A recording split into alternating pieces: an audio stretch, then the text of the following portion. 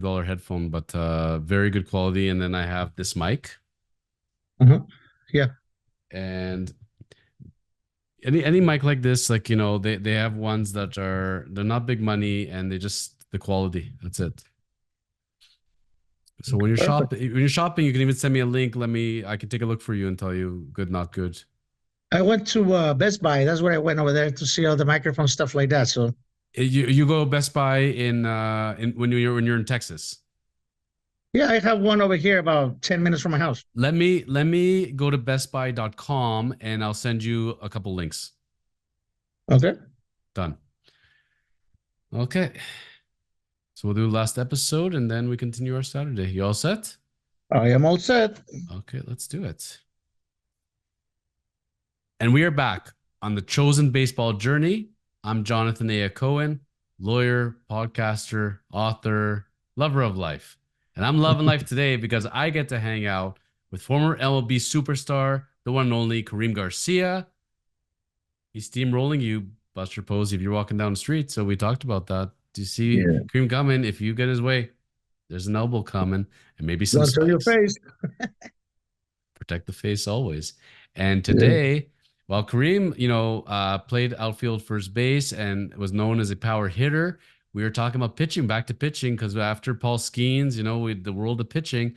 But it's funny, Kareem, I've been really focusing on the Giants for a little bit and having watched Jordan Hicks, and he was playing, in St. Louis. He was their closer, hard thrower. The Jays acquired him in the deadline in 2023, pitched really, really well.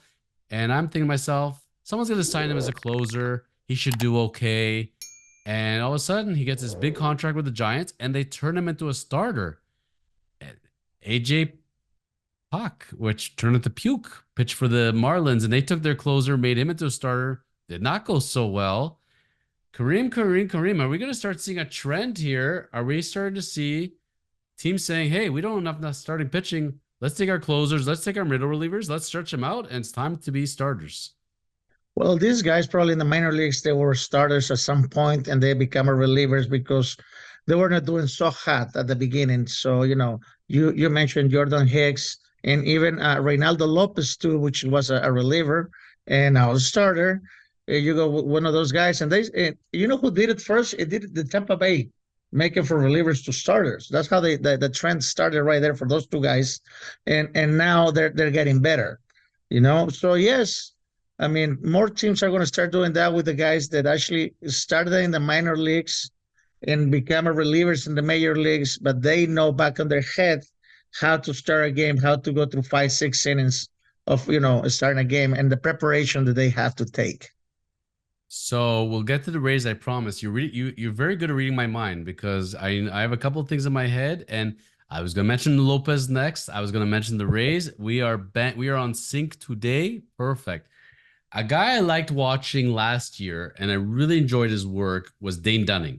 Dunning for the Rangers, middle reliever, not closer, one of those guys, spot starter, and they stretched him out. And you know what? For a World Series team, that's what you need. You need the Dane Dunnings of this world that all of a sudden can become starters, can go 5 innings, maybe six consistently.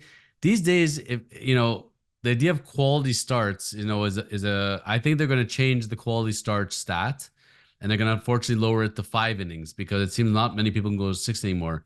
But if I bring you a middle reliever, a guy who normally goes 1 or 2 innings for you, and I can turn him into consistently 30 starts, 5 innings, giving up 2 to 3 runs a game, going to have 1 to 2 walks, have a strikeout an inning. Are you taking that guy? Yes, I do. Yes, I do. Absolutely. I mean, they give you another option, for your starting pitcher, and then when you get to the short games of the playoff, which is whoever wins 2 out of 3 or 3 out of 4, whatever it is, 4 out of 7 on the World Series, that guy can actually start. That guy can actually start one game and relieve the next day or the day after. Those are the type of guys that you want to have in your team to help you. Now, are the Cardinals kicking themselves? Or are they saying Hicks has been pretty good for them, for the Giants, and we had him, and he was doing not so great for us as a closer. He had that lively arm. Why didn't we give him a chance to start? Do you think they go back and look at that and say, what if? I think they're kicking on their butts right now because I mean the guy is a 2.4 ERA guy right now as a starter. You know, for the Giants, the Giants are not doing so hot, but they saw something on this guy that no one else saw it, or at least the St. Louis didn't see it, and becoming a starter now instead of a reliever, and you know, helping this guy is helping his cause for other guys to do the same thing too. You know, I mean, him, Lopez, other guys can do the same. I said that the Giants were crazy. I said this isn't going to work in the slightest. And you remember AJ Puck, Buke, when he was pitching in spring training, he was unhittable. And this guy was going to be in the next ace of the Marlins. And sure enough, he gets lit up like a Christmas tree the second the season started, gets injured. Now he's back, and now he's back in setup role. He's not even the closer anymore. Why is it working out for Hicks and it didn't work out for Puck? That's a great question. Really, I don't know. The thing is, we have to see this on a long run right now. This guy is doing good as a starter, Hicks, but again, it's not an ideal situation for him because he's been a reliever before. So now, as the season goes beyond the first 50, 60 games, is he going to get tired? Is his arm going to get fatigued? Is he going to have to put him to rest 15 days? I mean, it's all this if.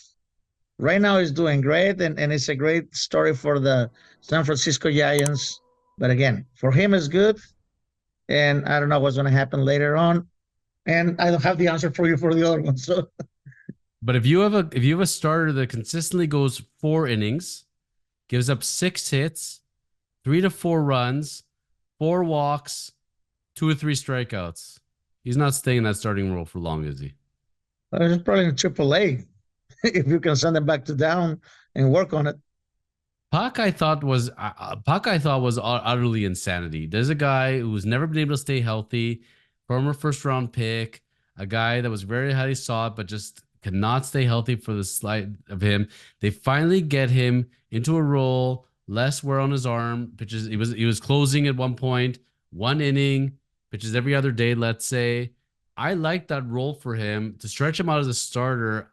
I didn't see it in the slightest, and a lot of people didn't. He fooled us in spring training, but it goes to show you, like you said, you could be good for a while, but when you're not used to that workload and you've never been consistently pitching, like it's one thing when you're a lights out closer, when you've never actually been that great, you've been a decent pitcher, and now you're adding those innings to your arm, could spell trouble.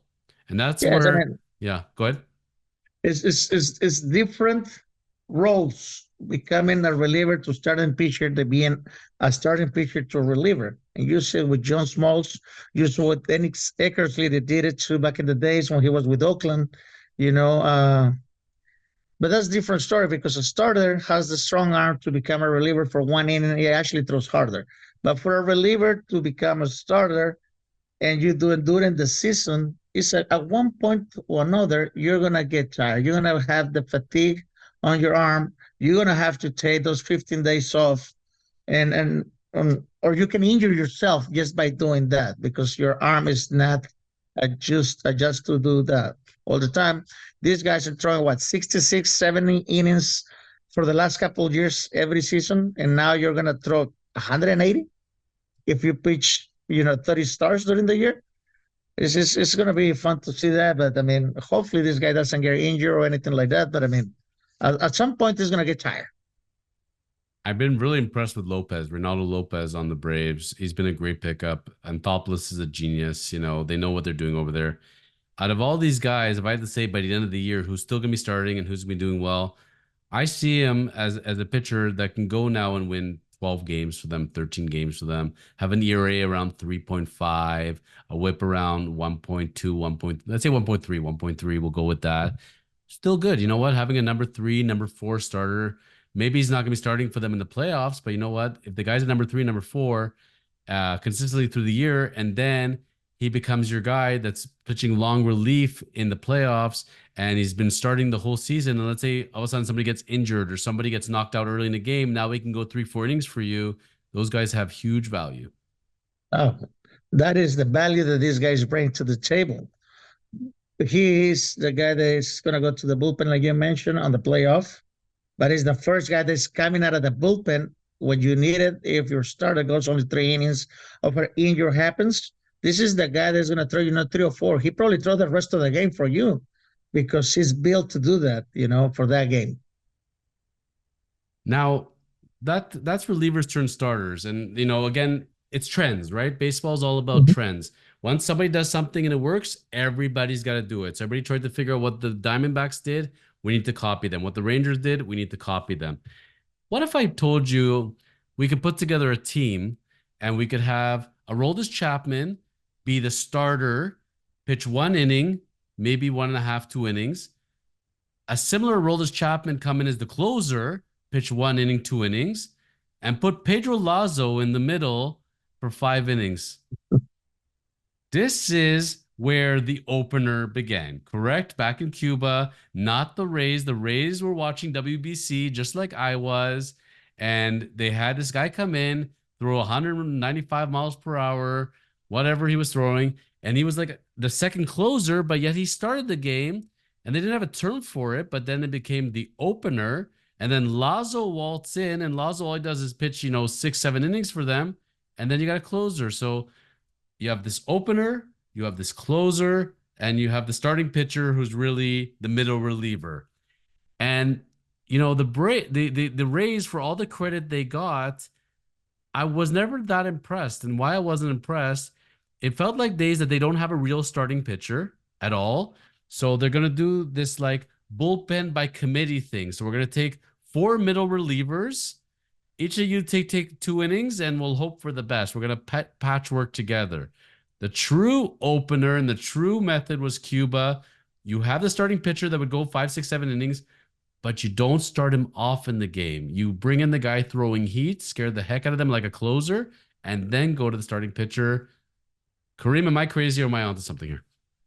No, you're on something because I saw that game here in the WBC when Aroldis Chapman came to pitch, and like you mentioned, he was throwing 106, 107, and then you bring Pedro Luis Lasso, I think is his name, right-hander pitcher for Cuba, and the guy, I mean, threw hard, 92, 93 probably, but great curveball, and like you mentioned, you're off right now because you're giddy up for the fastball, 100, 105, and all of a sudden this guy comes and starts throwing you Bugs Bunny curveballs and changeups and gets you all crazy, and pissed off because you cannot hit a pitch that's 60 miles per hour.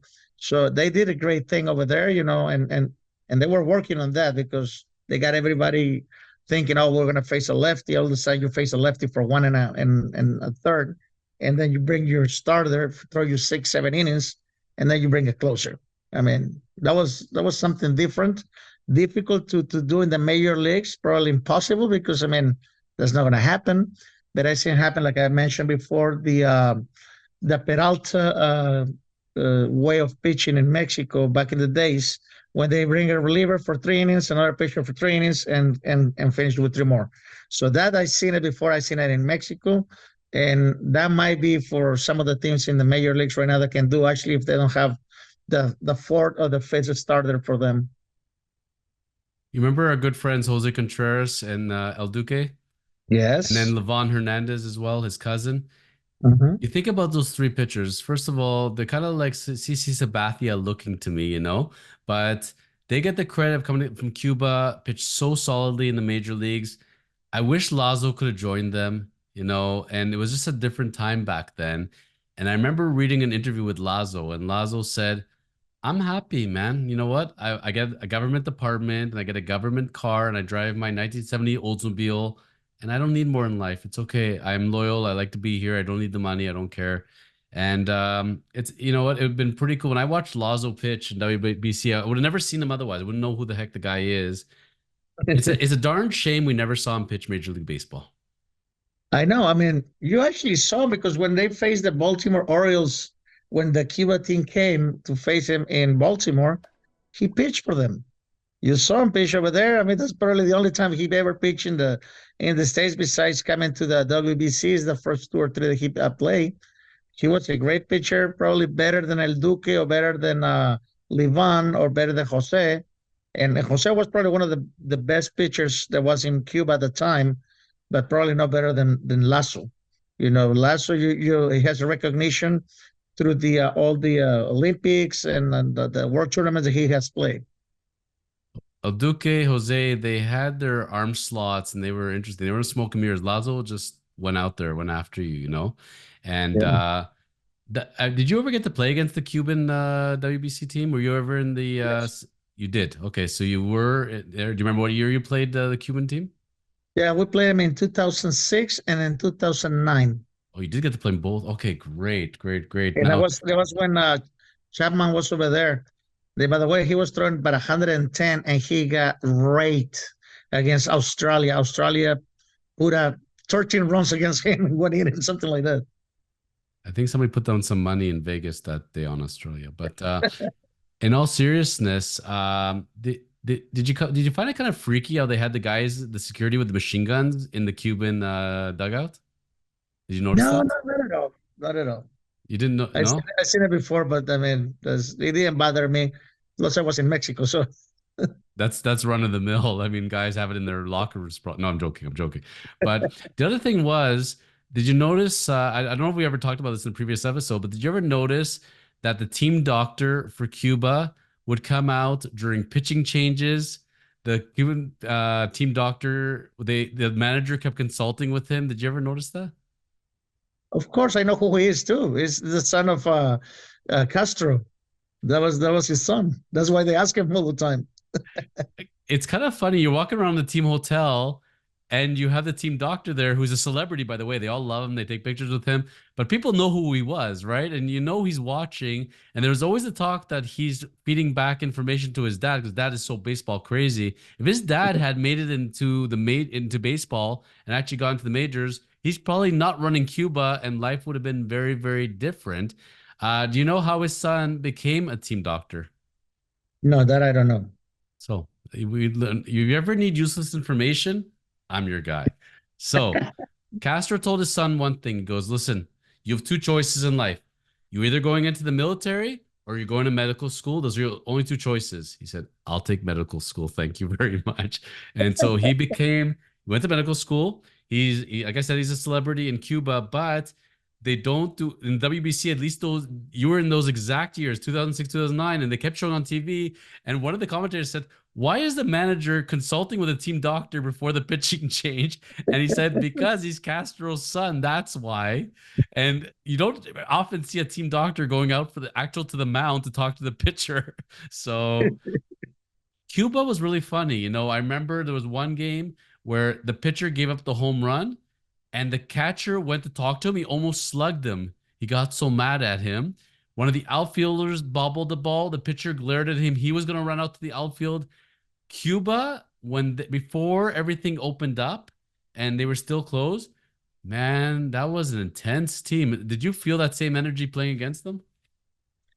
Yeah, I mean, those teams are always good, and I got to see them way before the WBC started. I get to see the teams for Cuba training back in the 1990 early 90s when those guys were a machine. They were at least five or six of those guys, major league, ready to play at that moment.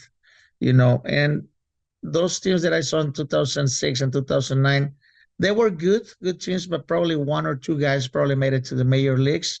But yes, intense. I mean, you cannot mention it because they will fight in the dugouts amongst each other because if you miss a fly ball or you miss a ground ball and you throw a bad throw, they will go at it in the clubhouse. And you can, I mean, in the dugout, you can hear them on the other dugout how they're yelling at each other. I remember the catcher after the pitcher gave up the home run. He ran out to the mound. He grabbed him by his shirt. You don't see stuff like this in the major leagues, and I Mhm. love it. I love the intensity. But for me, WBC it always comes back to Japan, Dominican, and Cuba. And all three of those countries, they do things so differently, such different styles and the players, but just baseball loving, like in another stratosphere. Like these are kids that from the second they could walk, they're hitting, they're throwing. That's why I love the WBC. I love watching the different countries and their approaches and the players, how patriotic they are. And I hope we never lose the WBC because it's been a beautiful gift to baseball. Yes, it has. I love it because I was able to play three out of the first five that has been, and it has grown such growth on this tournament now. The first tournament in 2006 was a lot of people going. Usually, when it's Mexico United States, it's sold out, but other games were not such a big draw. Now every game that you watch, it was at least 25, 30,000 people in the major league stadiums. Now everyone wants to see it, and they're rooting for their teams or for their countries, which is great. Are you getting kind of sick though, being in the opening round with the US and Canada? Can we not mix that up a little bit? I think it's time. What would you say? No, I love facing the states. I love facing United Okay. States. I, I mean, Canada is okay, but the ones that you want to get all the time is United States. You always want to get them. So I have no issue with having new countries come in, the qualifying tournament, and depending on how you did in the tournament, you have to go and play again to requalify. I don't have an issue with that. Do you enjoy that aspect of it? That sometimes it's new countries joining, some countries don't get in and participating. Like remember Team Israel the one year, how they went, South Africa, Great Britain. These are Spain, countries. What's that? Spain, Spain. Yes. Spain will win 1 year. I should have played 1 year. Like who would think for a second South Africa out of all places, and they've won games. Like it's obscene, but it goes to show baseball is actually a global sport, and when you can have a tournament like the WBC, you attract new players, new talent. It's pretty freaking neat. So I hope they do continue with it. I know we've had little blips with it, but I think they need to stick with it. And as you and I saw in the last one, it was a barn burner, and we'll never forget that image of Mike Trout getting struck out by Shohei Ohtani. That was, to me, that they're teammates in real life, and now they're playing against each other. It don't get better than that. Yes, there's no friends anymore when they're playing against each other for their own countries to win the WBC. And Otani was throwing gas, and he threw it right by him too. So as we end today's episode, I gotta ask you, ultimately, is the opener concept dead, or do you think that they may evolve it to the other Mexican method? And are we still gonna see more relievers turning starters as we go along? I don't think they're gonna continue to have their relievers going to starters only because, as the long run for the season, throwing 20 starts, they're gonna get tired, and they're actually gonna, unfortunately, I don't want them to, but they might get injured because the preparation for a reliever and a starter is completely different. And you have to prepare not only for one season, you have to prepare at least a couple of years to become a starter. It's easier to become a reliever than a starter. There you go. And that's why again, a closer is a failed starter. That's what it comes down to. It's very rare you'll see it going the other way. And this is where I think, you think of the Kerry Woods of this world, and he became a closer at one point. Nolan Ryan never did, but a guy who's a top starter throws gas. That's I think Scherzer would be smarter to go be a closer personally, but that's my opinion. But I'm sure he has his. This has been the Chosen Baseball Journey with Kareem Garcia, Jonathan A. Cohen. Folks, you've been very supportive in sending your comments, your questions for Kareem Garcia. And, this man is a gift to baseball. He has forgotten more about baseball than we'll ever know combined. So it's such a treat and honor to have him. And, one day we're going to lose him probably to ESPN or the MLB network, and that's how life goes. But in the meantime, Kareem, we love hearing your thoughts and your stories. And we'll be back next week. And you never know where we're going, which rabbit hole we're going to go down. But lots of stories, as we approach the All-Star game and everything else. So this is the Chosen Baseball Journey podcast. See y'all real soon.